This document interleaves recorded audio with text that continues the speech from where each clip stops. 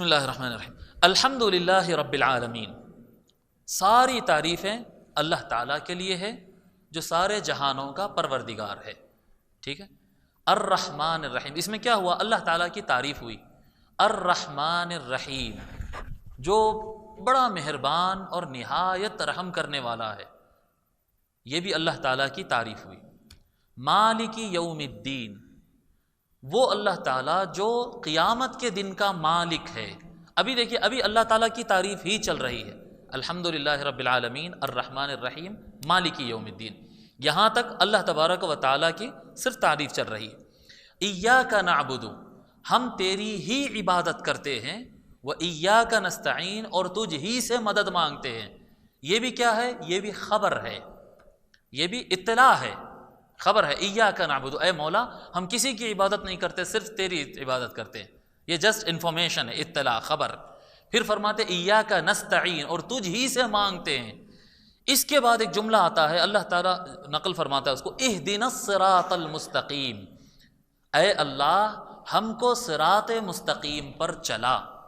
اے اللہ ہم کو صراط مستقیم پر چلا. اہدنا الصراط المستقیم. پھر فرماتے ہیں صراط الذین انعمت. اب یہ اہدنا الصراط المستقیم کیا ہے؟ یہ دعا ہے. اوپر سے جتنا حصہ آ رہا تھا وہ صرف تعریف تھا. اوپر سے جتنا حصہ آ رہا تھا صرف اللہ تعالیٰ کی تعریف تھی، یعنی خالق اور مالک تو ہی ہے، یہ اعتراف تھا.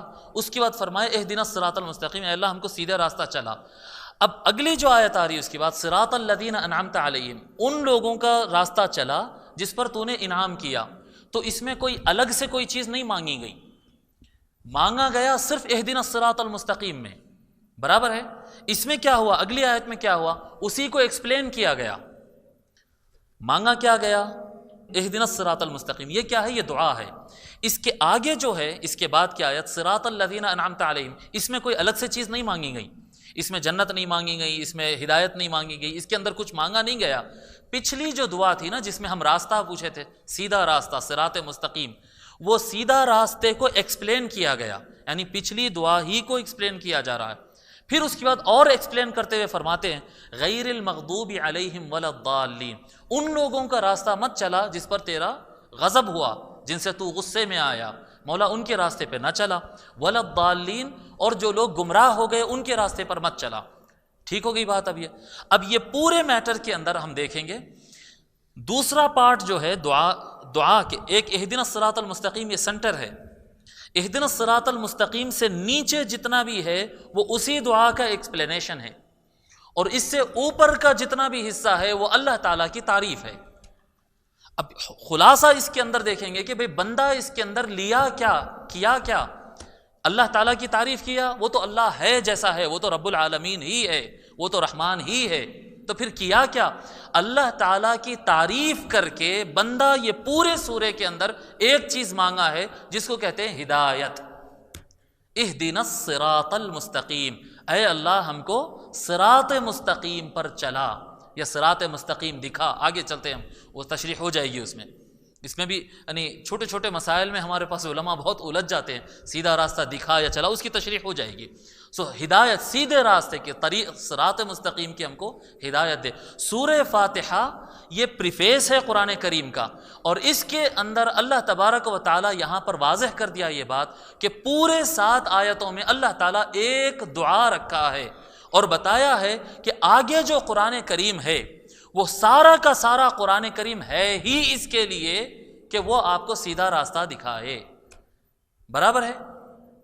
اس کے علاوہ آگے یعنی قرآن کریم کے نزول کا مقصد، آگے جتنے 30 پارے آ رہے ہیں، سب کا مقصد یہ ہے کہ آپ کو ہدایت ملے، جو کہ آپ پریفیس میں اللہ تعالیٰ سے مانگے. اہدنا الصراط المستقیم، اے اللہ ہم کو صراط مستقیم پر چلا.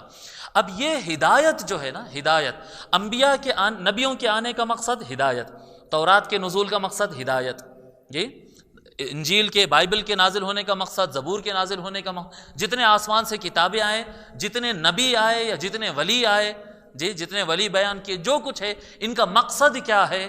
ان کا مقصد ہے انسان کی ہدایت. انسان کی ہدایت کدھر؟ صراط مستقیم پر.